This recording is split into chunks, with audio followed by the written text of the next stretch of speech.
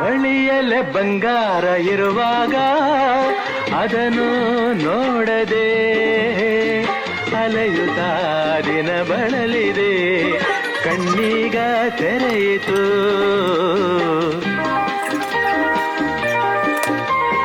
ಬಯಸಿದ ಸೌಭಾಗ್ಯ ಕೈ ಸೇರಿ ಹರುಷ ಮೂಡಿತು, ಒಲವಿನ ಲತೆ ಚಿಗುರಿತು, ಕನಸಿನ್ನು ಮುಗಿ